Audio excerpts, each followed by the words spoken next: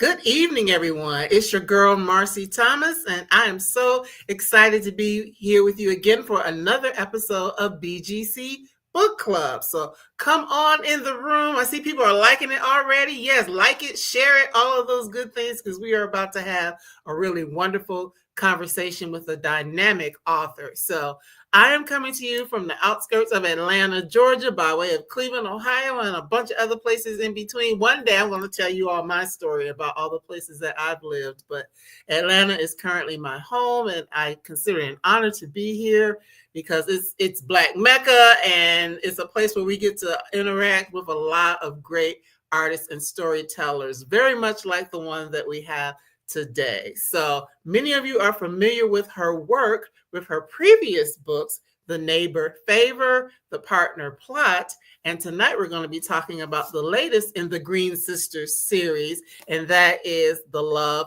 Lyric. And our special guest is none other than Kristina Forest, who is a USA Today bestselling author of romance books for both teens and adults. She earned her MFA in creative writing at the New School and currently lives in New Jersey, where she can often be found rearranging her bookshelf. So I need her to come here and help me with mine.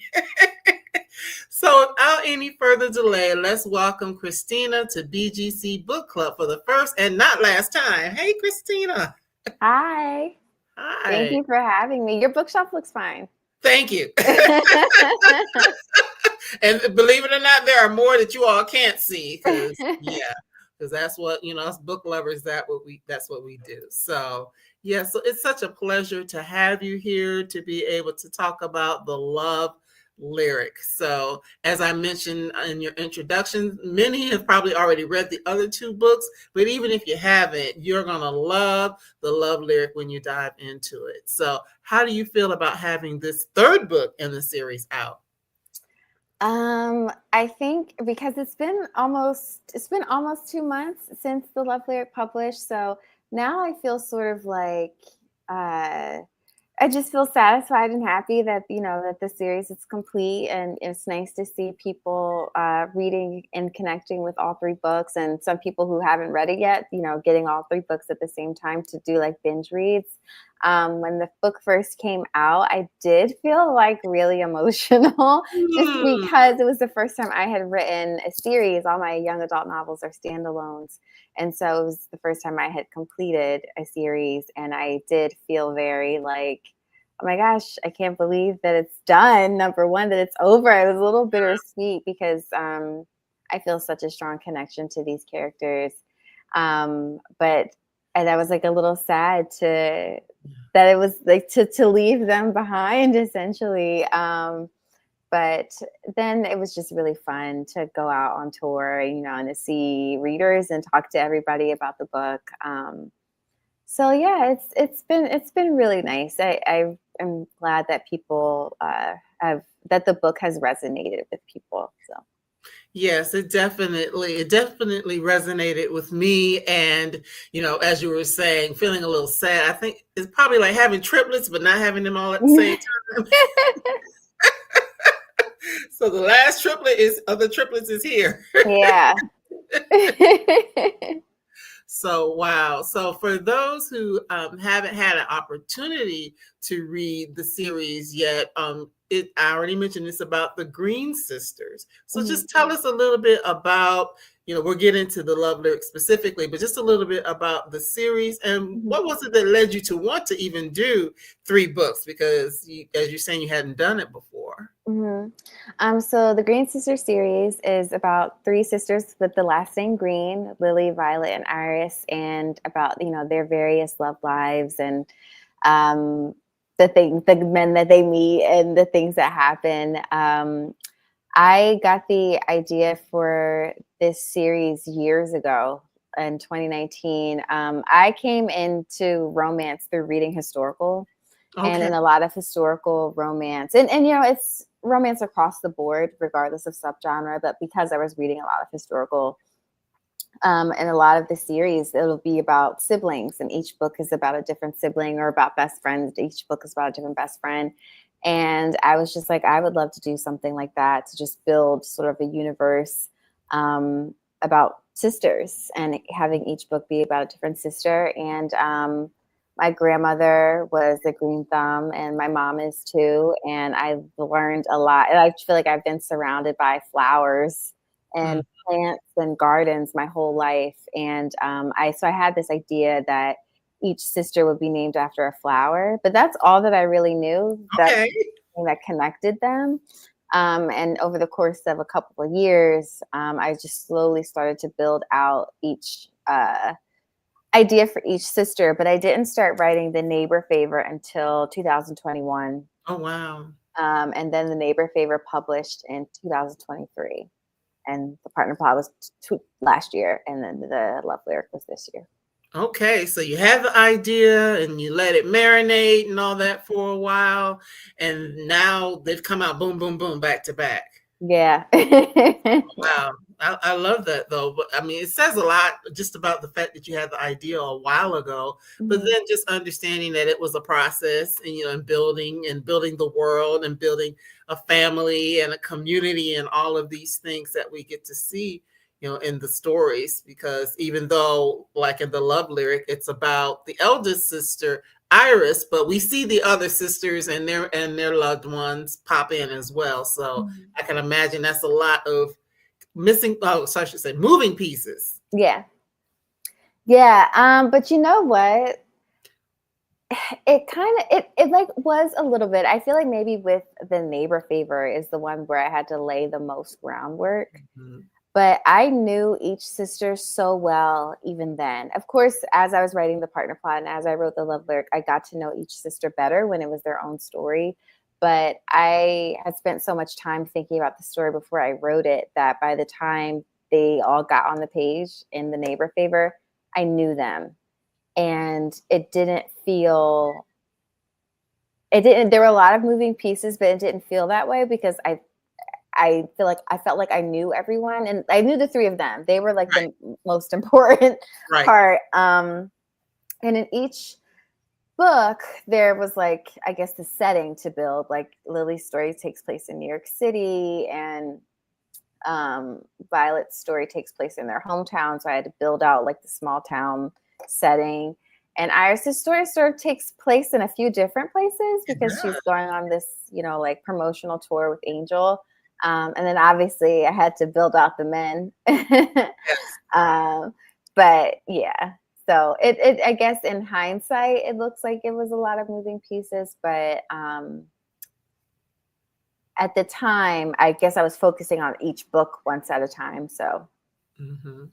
Well, that's pretty good. So tell us a little bit about the love lyric. What is the basic premise of this particular story? mhm. The love lyric is about Iris, who is a single mother and a young widow who works at a beauty makeup. She works at a beauty company, and she goes on a promotional tour with a very popular R&B singer named Angel. And they have actually met before because her sister Violet is Angel's stylist, and he has had a crush on her from afar for a few years. And they go on this tour together as he's promoting the new product from her company. And they try to keep things professional, but that's easier said than done. And Of course. so, Yes, and this is such a good story because it brings up a lot of different things that are, that Iris is having to deal with, the angel is having to deal with as Mhm. well. So yes, it's romance, but there's a whole bunch of other things that are going on in the midst of them building this romance. But with Iris being a young widow, Mhm. it really brings up what that could look like in the case of a young woman who thought that she was going to have her whole rest of her life with her partner, and then something happens and now she has to consider what life looks like as a young single mother, and not having her spouse anymore. So did you find putting that part of the story together difficult, just to figure out how that would look? For sure.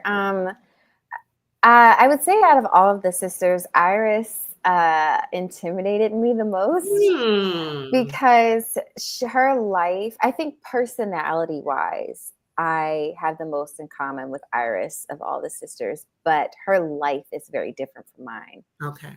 I'm not a well at the time. I'm not a mom now, and when I Okay. was writing it, I wasn't a mom, and she had already been married. And when I was working on the book, I wasn't married yet, but I'm married now. But like, I didn't have that, insight to write, those few. It was a very short amount of time that she was married to Terry. Right. And I have experienced loss of people who are very close to me, but I have never experienced the loss of a partner, which is very specific. And I also, because this was the third book in the series, uh, the readership grew by Okay. the time I was working on the love lyric. Okay. And I was hearing from readers for the first time. When I wrote the partner plot, the neighbor favor wasn't out yet. Right. So it was just me, my editor, that Mhm. really, knew the world. But by the time the love lyric came out, the neighbor favor was already out. And there were a lot of people who were specifically saying to me, like, I really can't wait to read Iris's book. And so I Mm, had a lot of that. I put pressure on myself, but I okay. also felt a certain sense that this was a character that people connected to and they wanted to see her happily ever after.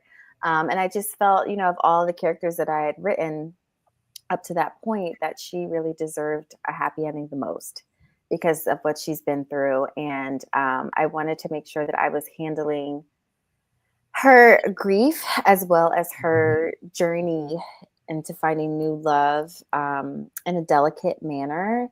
Uh, and it was a very fine balance to strike.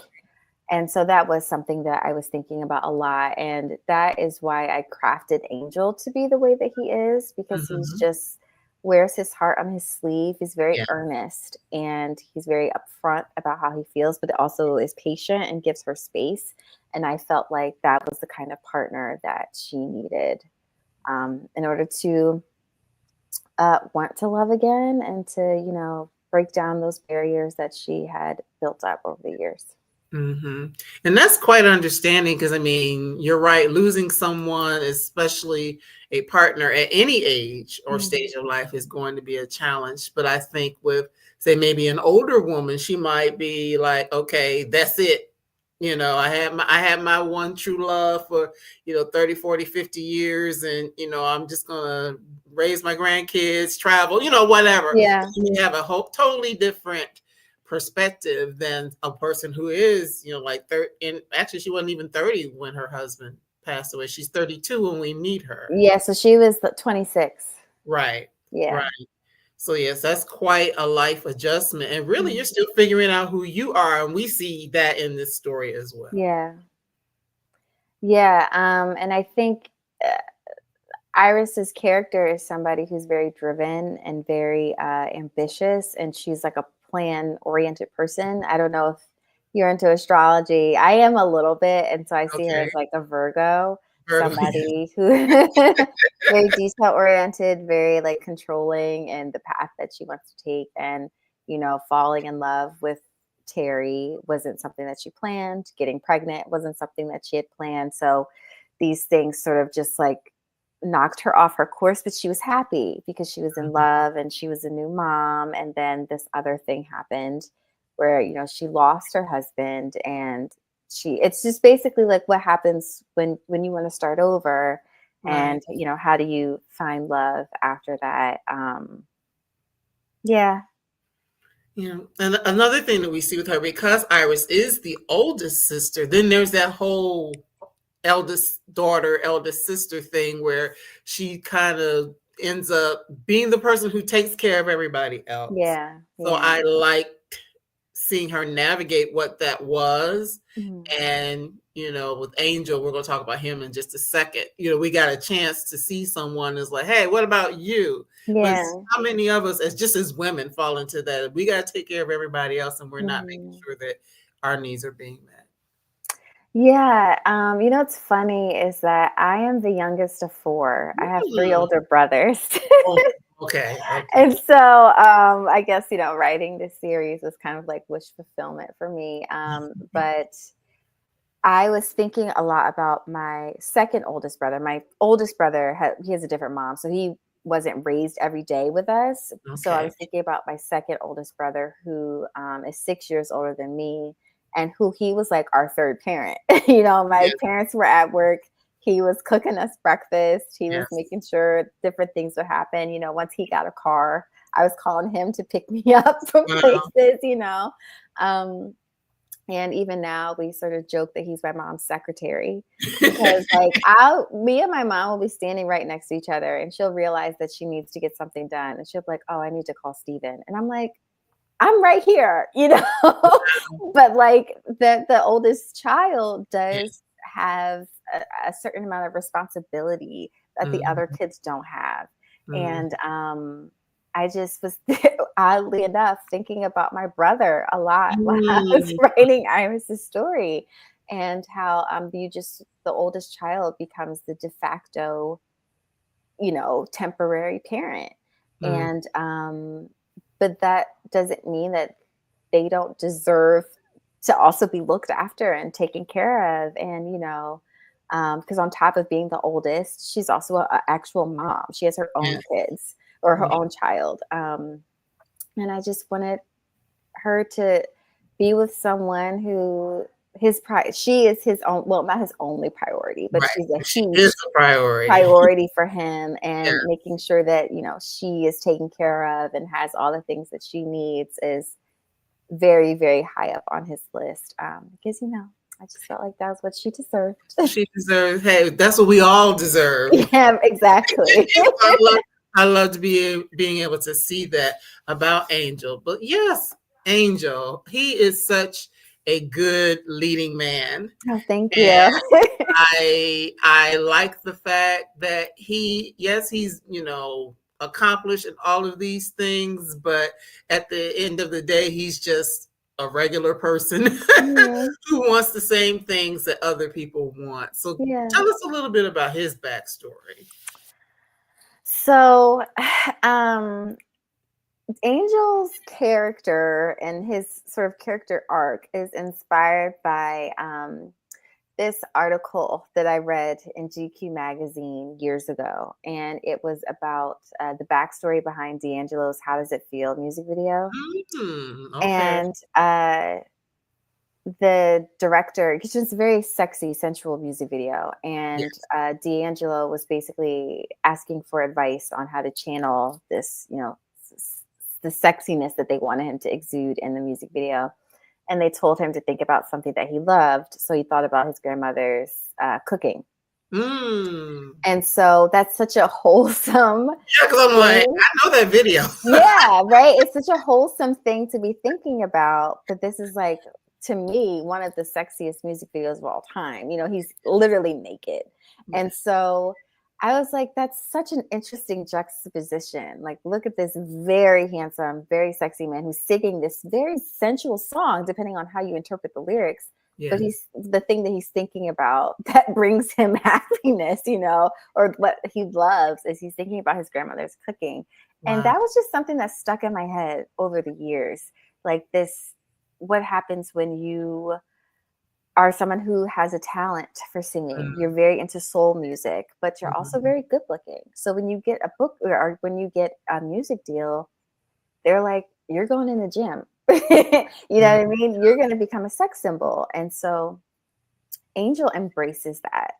And I think I just wanted to write about somebody who, is a very charming Southern guy. He's very old school. He says, in the beginning of the book, that he has always known that he wants to meet someone and get married. But he also grew up very sheltered and in the church, and with a parent who made him feel as though his interests were like of the devil.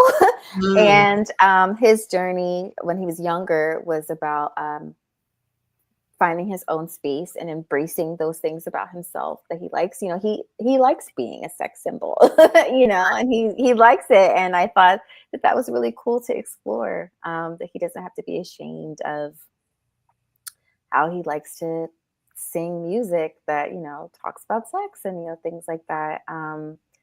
And I used to, when I was working on this book, I would joke to myself only that it was my book about grief and religion.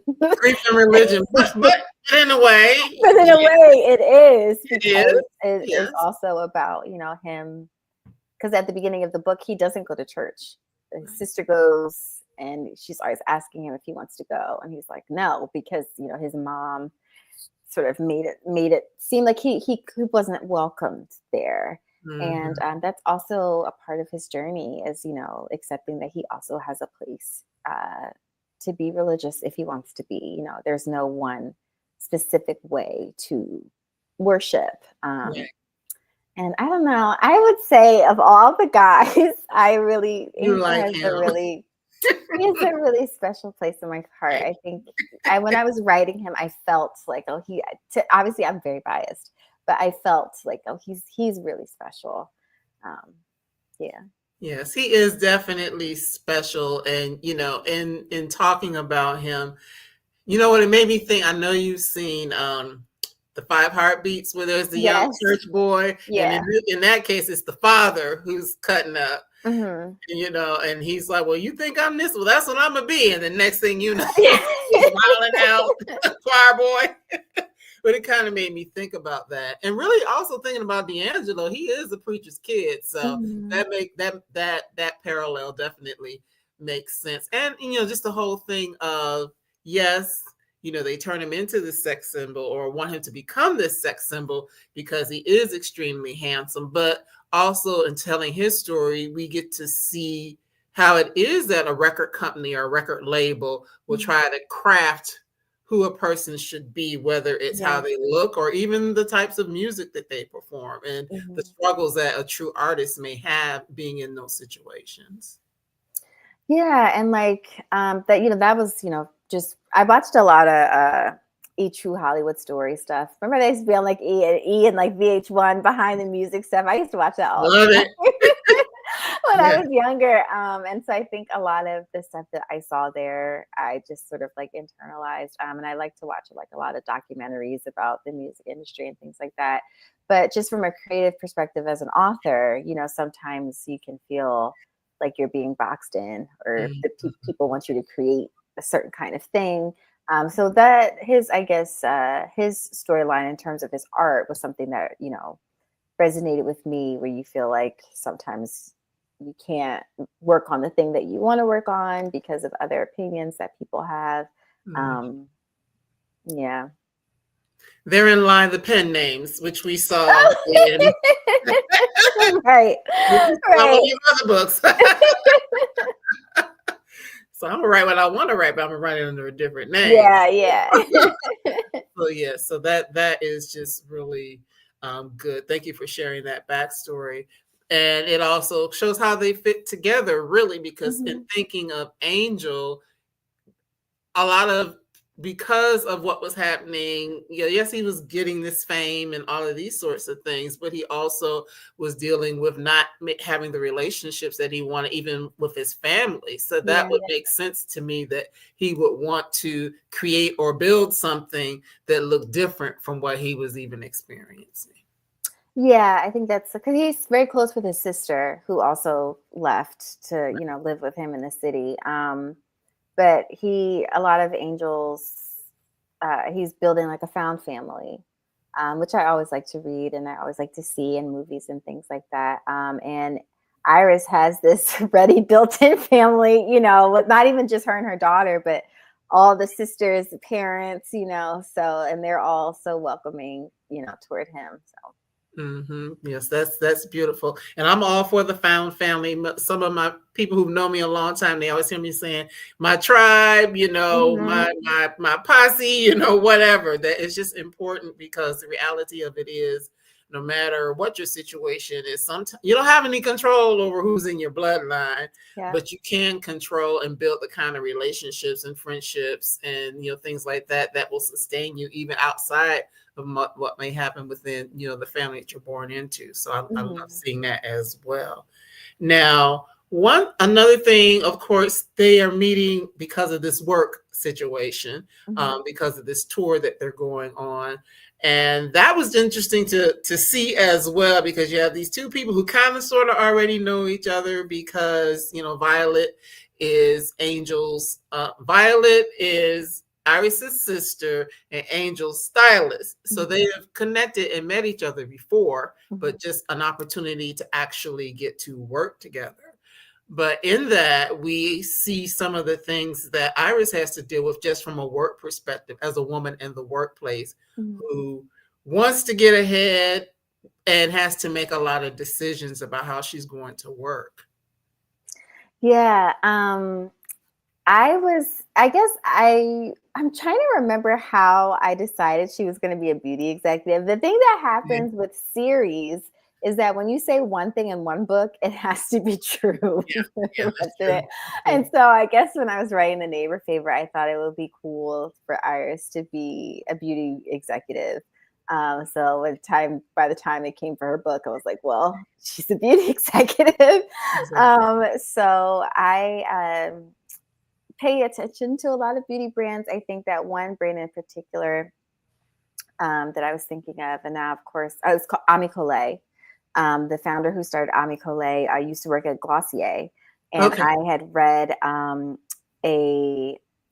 it's nonfiction. It's a book about like the rise of Glossier. Like I remember when Glossier first opened, I was living in the city at the time, and I used to go down there, and their store, their flat, what's it called? Flagship. Yeah, their flagship store. And then, I got into discover like other brands, and I try to be intentional about looking at Black owned makeup brands and things like that. And so I guess I was just thinking about that a lot. And so I crafted Safe Face Beauty around what I had been seeing and what I had been researching. And I remember like celebrities don't do in-person events at malls and stuff like that anymore. I remember years ago, because I'm from New Jersey and there's a Six Flags here, and I remember all these acts used to come there. Like remember one time the Jonas Brothers were there. Not that I was a Jonas Brothers fan, but like people were who I went to school with. And I remember when I was younger, this is when Destiny's Child was promoting their Survivor album. And I was a huge Destiny's Child fan. And they came to my local mall, and it was such a huge deal. It was packed. Like they were inside of the record store. I couldn't see them. And my mom took me. We were like up on like the second floor, like looking down, but I couldn't see any of them. But I thought it was the coolest thing. And they don't do that anymore. No, they don't. For whatever reason. And so I just wanted to bring that element back of like, you can go to the mall or this place that you always go to for different things. But look, your favorite celebrity is here, like that element of, oh my gosh, this is so exciting. And, when else would I ever be able to see them in this place that I come to all the time? And I wanted them to, be in a forced proximity situation where it's professional. It's under a professional setting, and how hard it is to have to, try to stay professional and hide your feelings. But I think ultimately I crafted Angel so that, because Iris is she's stubborn, and of all the sisters, not that any of them need a man, but she needs one the least. And she has her life already, and she also has the strongest boundaries in place. And so she needed to meet somebody who would just completely knock her off her feet in a way that was irresistible to her. And I was like, well, if anyone's going to do it, it's going to be Angel, because he's famous. He can sing. He'll serenade you. He'll write you poems. Like, he will bring you to his penthouse apartment, so like he had and he's like a very kind person. So he had all the ingredients to, not sweep her off her feet. Yes. And when you mentioned the thing, it brought back a memory. My mom normally watches, so I know she's going to remember this, because I have pictures, and had I known, I would have pulled out the picture. years ago when Shamar Moore first went on Young and the Restless, because y'all know, well, some of y'all may know, he got his start on Young and the Restless long time ago. He was at a Sears store in a mall in Richmond, Virginia. And I went and I saw Shamar Moore, and we actually got a picture. I'm like, oh, I'm like all leaned up on Shamar. That's amazing. Yeah, I still have that picture. And it's funny, he's one of my aunts would tell people, oh, that's my niece's boyfriend. I'm like, yeah. But I have a picture with Shamar Moore. So you're right. They do not do that type of stuff. No, they don't do it anymore. And I feel like they need to bring that back, Yeah. obviously in safe situations. Situations. Yeah, now you got to be, pay like thousands of dollars, like to get a picture like with Chris Brown or whatever. But yeah. But yeah, that's pretty neat that they were able to share that. But just the whole thing of being in this workplace, having to decide, that thin line between, do I talk to this person? Do I not talk to this person, even though I'm attracted to this person? But just career in general, because, well, we're not telling the whole story. I forgot to say up front, we're not telling the whole story for those who are expecting. We're not going to give you spoilers, just enough to whet your appetite. But just really thinking about what it means to be in a job and maybe be on a trajectory and deciding if that's even the right space for you to be. Mm-hmm. Yeah, I feel like that's something that a lot of people can relate to. And, Iris had these really huge ambitions when she first got into corporate America. Her boss is someone who she was really inspired by, and she wanted to work from her and learn from her, but then take those skills and apply them somewhere else.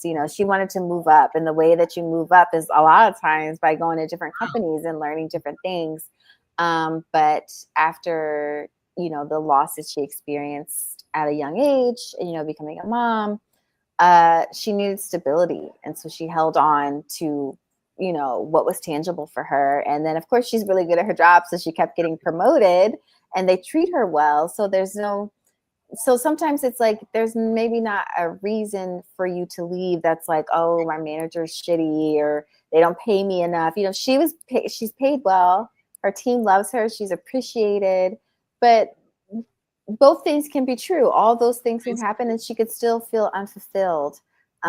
So I guess I just wanted to explore that, because I think that especially at that age, now I'm 32. When I was writing it, I was 30, I think. And so it's just, I think, you reach this age, sometimes any age, really, but like she wanted to explore something else, but needed to get the push to take the leap, and falling in love with Angel, which is also something that was unexpected for her, I think inspired her to just do it. Right. And as you're saying all that, I'm thinking about the power of having an open mind, mm-hmm. and not thinking that things have to be a rigid sort of way. Yeah. Because to go spiritual for a second, you block your blessings sometimes. Very true. Very true. And I think that, I'm not a Virgo, but I am a Capricorn. Ooh. And I am, see, this is what I mean when I say that, like, Iris and I My mom is a Capricorn. My best friend, so yeah. They're like similar in that, like, you think it's something that my mom says to me a lot, because I've literally had this problem since I was a teenager, but like, don't outline the outcome. And like you're saying, don't block your blessing. You have to try to be open to things. I think it's good to have a plan, but also to be open to adjustments to the plan. And I think that is what Iris's journey is. Yes, definitely willing to make adjustments and following her heart, professionally and personally, because that's a thing as well. And I think it's good to see Iris, and in her early 30s making these types of decisions, because unfortunately, some people don't ever make those choices, and they end up being in a place for a long, long time, being miserable. Mm-hmm. In their life, or, some people, so either they wait or they don't do it at all. And so it's, even though she's a young character, there's something to take away from that. Yeah, I agree. And I feel like, 32, it is pretty young, and she's experienced so much in her life. And I think that's the difference that I feel when I'm writing adult books versus young adult. When I'm writing my YA books, it's usually my characters are like seniors in high school. And so they are on the cusp of being able to experience the world on their own. The world is their oyster. They have all these big plans. They're going off to college, or they're doing this, or they're doing that. And they're not jaded yet. And my adult characters are usually at a point where they either have gotten the things that they've wanted and now they're trying to decipher if they're happy with it, or they had an idea of what they thought their life was going to be and it's not like that. So what do you do now? Because usually my characters are like in their late 20s, early 30s. So yeah, it's just, interesting to explore, that time period. It definitely is. As you said, as you're talking, different things are popping up in my head.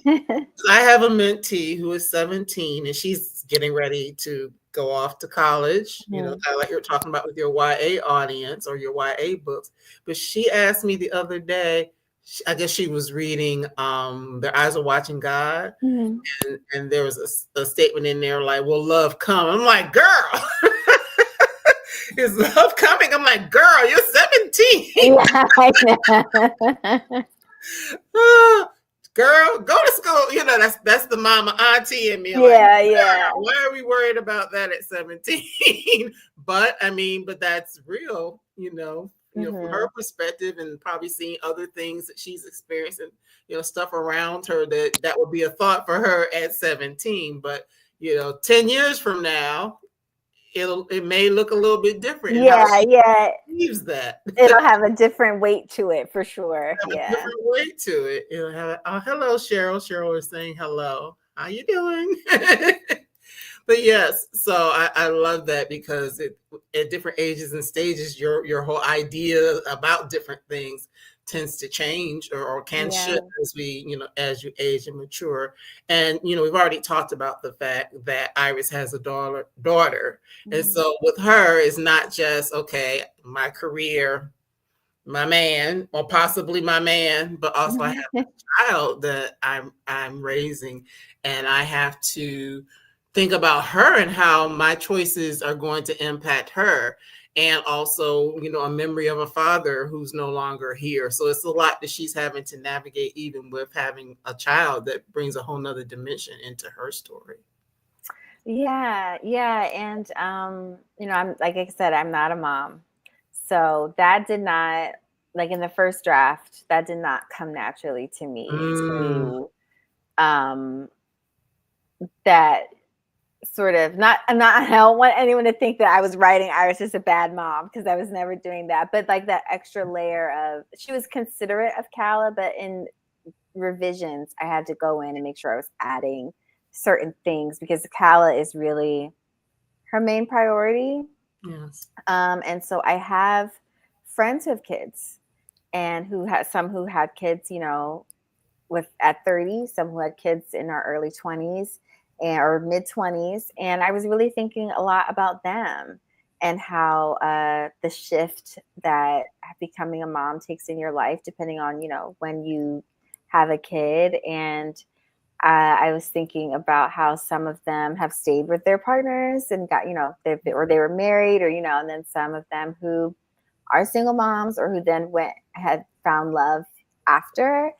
And I was just really thinking about them and like inspired by them and how, because I'm very close with them and I know their kids, and, just thinking about things I've observed around watching them with their kids. And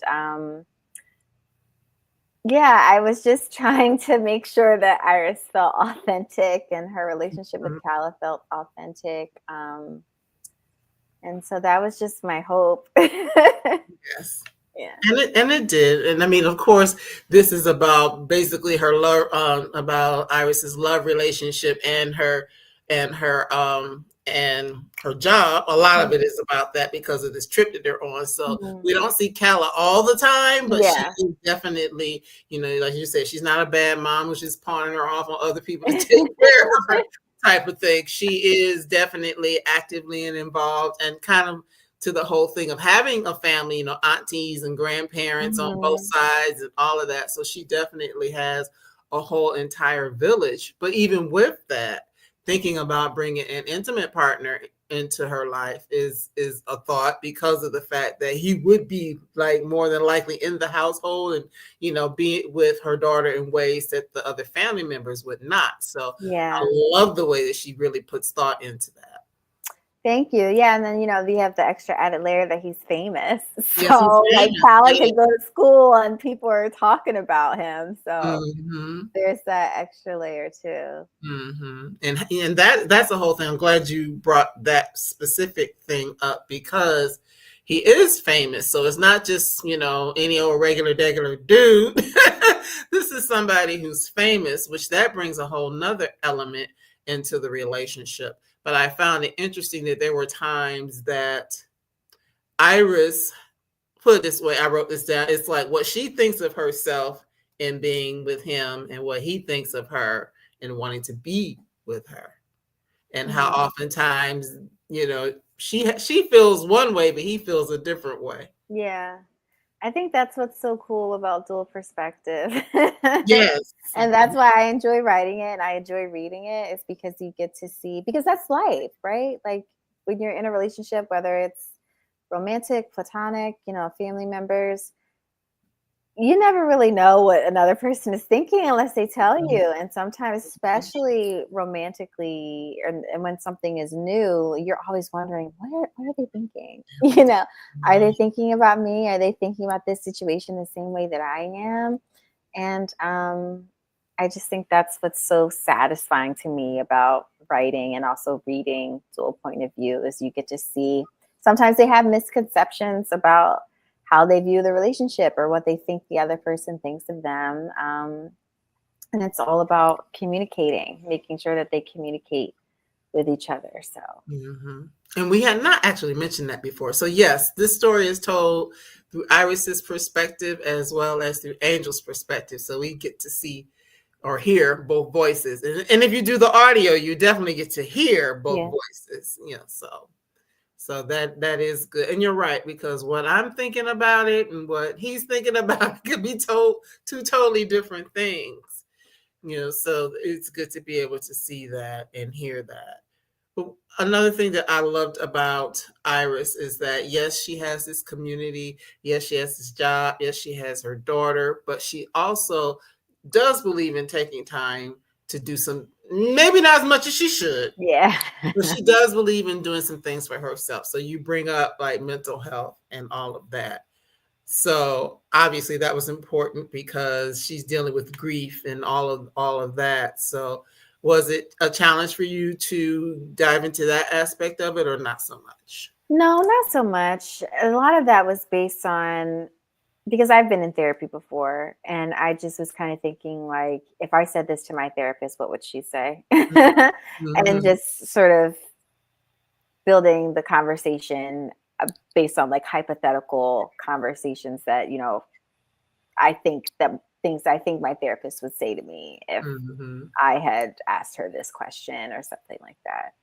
What I learned in therapy is that therapists try to work you towards your answer. Right. They don't ever want to tell you anything explicitly or directly, unless you're like doing something that's really bad for yourself. But at least in my experience, my therapist would just ask me questions so that I could reach the conclusion that I needed to reach. Sort of like shepherding you a little bit. And that was, I think, then, by the time the Love Lyric starts, Iris has been in therapy for like 4 or 5 years, I want to say. So she's done a lot of growth and a lot of work. And I think that's why the conversations between her and her therapist are a little bit, there's not a lot of push and pull because they have a rapport and, yeah. Yes, that's good. And it's important that we see more of that in the books that we're reading, the stories that are being told. Once upon a time that wasn't a thing. But now that it is, just being able to see more of it and how that plays out in, quote unquote real time, in real type Mhm. situations, because it even in reading the book, it's beneficial. And maybe it could be something that inspires someone who might need to seek help, to say, hey, you know what, maybe I need to find like a trusted person that I can go and talk about things. Because you're right, they're just going to direct you in the way that you should probably be going anyway. But ask Yeah. those hard questions and make give you that homework, whatever it is, to make you really sit with yourself and think things through. So I love Mhm. being able to see that, and that you included that aspect. So trying to see, make sure I hit all my high notes. Well, let me go back to Angel for a moment, because as you mentioned, as we know, he is this famous artist. Can you find this on Audible? The answer is yes. Yes. And Spotify as well. If you're on Spotify, it is available. Mhm. So thanks for that question. But yes, that he's not just a singer, he's also a songwriter. So that taps into a lot of his, who he is really on the inside, the depths of who he is, because to be able to write, and he's writing these love songs, and these very things that are really tying into his emotions. So I love the fact that you made him a person who writes, not just somebody who's singing someone else's song. I mean, not that there's no value in that, but it's Mhm. something when you know that it comes from inside. Yeah, and I was just like, the book is called The Love Lyric, and he's writing her these love. It has to come from him. Otherwise, it doesn't hit the same if he's singing Right. someone else's words. Like he has to be the one who's writing her these songs. Mm-hmm. So I just thought it's way more romantic if it's Yes. actually coming from him. So for you to write lyrics, is that something that came naturally to you, or is it something you really had to work on? I don't even. It's not the first time I've written lyrics. My second YA novel had a band, and so Oh, okay. they had song lyrics. I think honestly, I don't know, because I wrote the book at this point 2 years ago, Okay. a year and a half ago or something. It was a long time ago. Um, but I don't remember having a particularly hard time. I would listen to music and Mm-hmm. write the lyrics to the tune of the song I was listening Gotcha. Okay. to. What was I listening to when I was writing?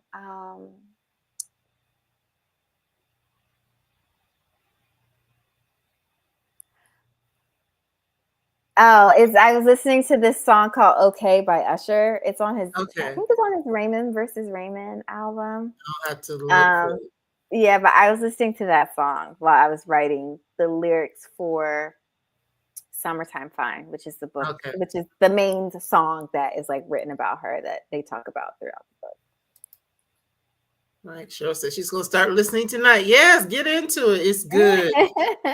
As I was telling Kristina, most of it I actually read, but then time wise, the last couple, probably about the last 3 or 4 chapters, I listened to, and it was good to be able to hear the dual voices and all that, and it's done well. So please enjoy it. You will enjoy it for sure. So Yeah, I hope you enjoy. yes, but yes, I just wonder about lyrics, because that's something I've always thought about. Mhm. Music. Because I mean, it's one thing to like write a poem, because I mean, a lot of us, I guess, we sat and played with it long enough. We could write a poem or a rap or whatever the case may be. But like the musicality piece of it is like, woo, all the different notes and all these things like that. I can only imagine. There's a Yeah, level of skill and talent to be able to do that. And actually, your book cover was hard to see because of the as light. the music notes. It has Yeah. music notes on it and all of that. So I love that. I love that. So I know that you have been working with the Greene family, the Greene sisters, for quite a while. So, well, you already answered this question for me privately earlier, but I'm going to ask it for everybody else. Will we see anything more from the Greene sisters or the Greene family? So the Green sisters are done. Each sister got her happily ever after. So I do not have any full length books about the Green sisters coming. But I am writing more books. I have another young adult novel that's coming out later this year called Heartsick. That goes on sale in October. And I'm actually working on a new series right Ooh. now. And the first book is called The Summer Girlfriend, and that will be out next summer. Oh wow. Okay. So will that be YA as well? Will that be another? No, that's adult. My book Okay. my YA that's coming out in October is most likely going to be my last YA, at Okay. least for a while. Okay. And so the books moving forward after that will be adult books. Okay. Okay. Well, let me just ask you a question about YA. Mhm. What is it that kind of drew you in that direction, and what is kind of sending you in a different direction? Pivot, like Iris did. um, I got my first book deal when I was 24, Okay. and I was reading a lot of YA at the time, and but then oddly enough, once I got my book deal, I started reading adult romance. And Mm-hmm. so I had been reading it. It's almost like 90 for the past, however many years, 90% of what I read is adult romance. And the more I was reading it, it was really though, when I read The Kiss Quotient by Helen Hoang in 2018. And I was an author of color, story about people of color, and I saw that book be successful, and it was contemporary because at the time, like I said, I was reading a lot of Right. historical, Mm-hmm. and when I read that book, I was like, oh, maybe I could do this too.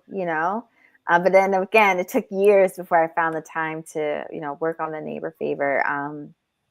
But I always knew that I had wanted to branch out and do adult as well, and I think then I turned 30 and writing YA started to get really hard for me because I felt Mm. um,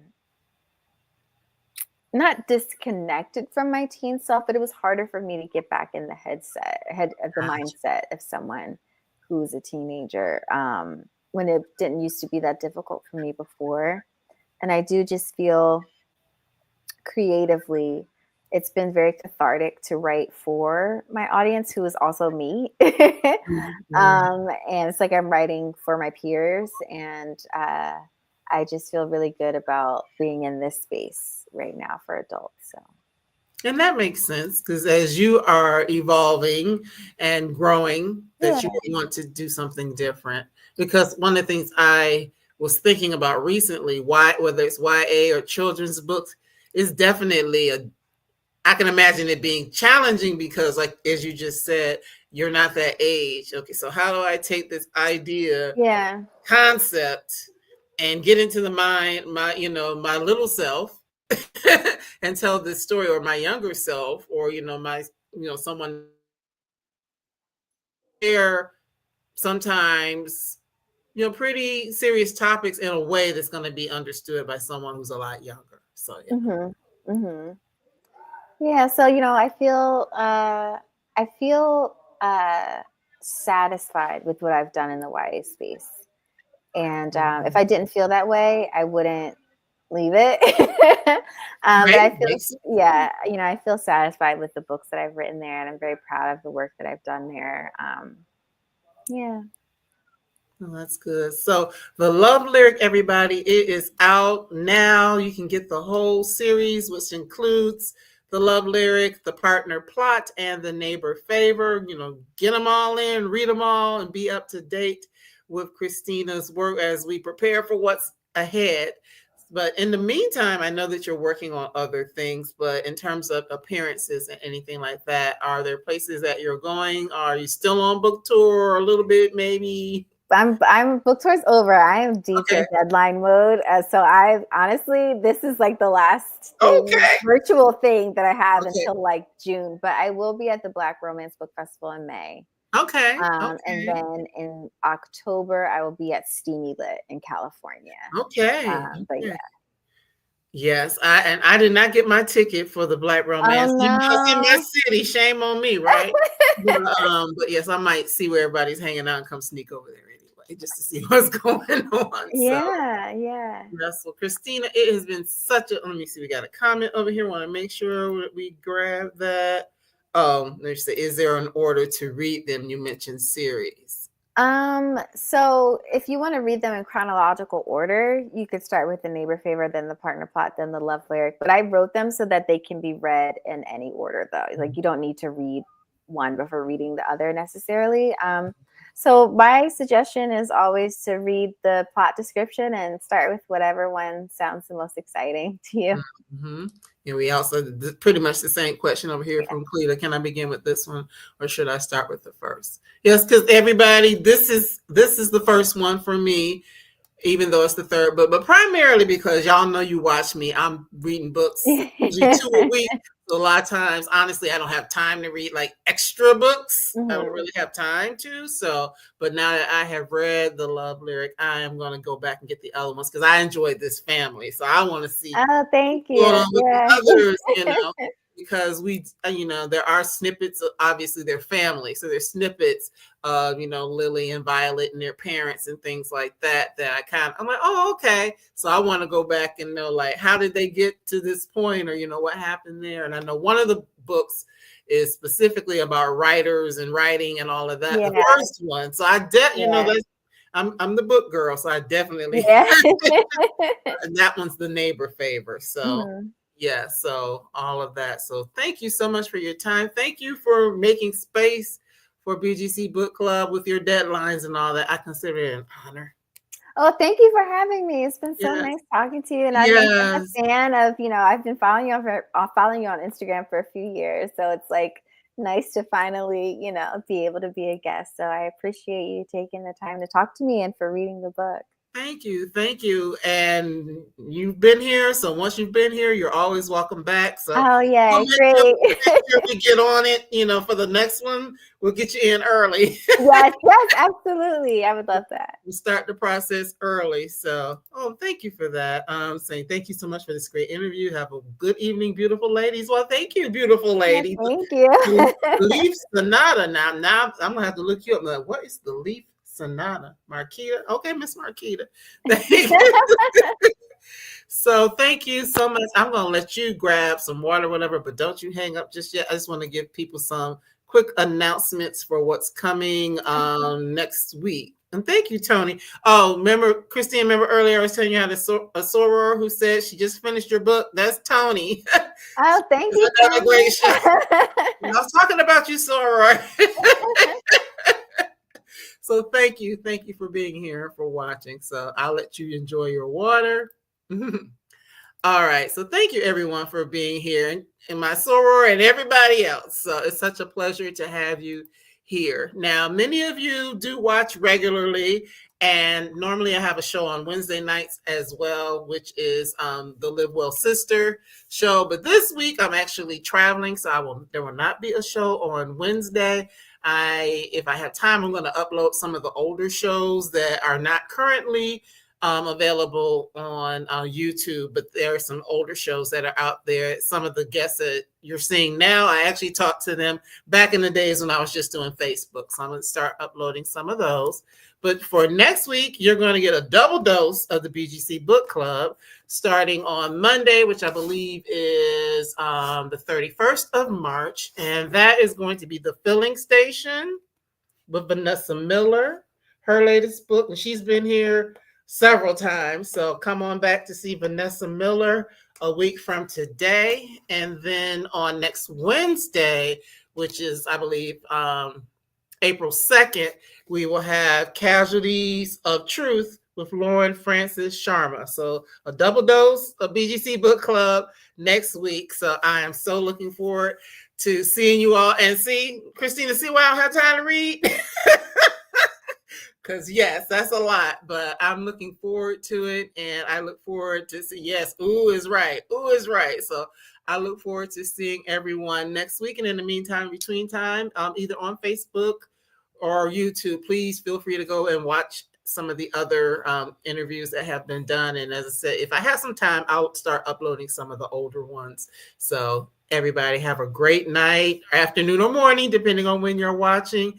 And I look forward to seeing you again real soon. Take good care. Bye-bye.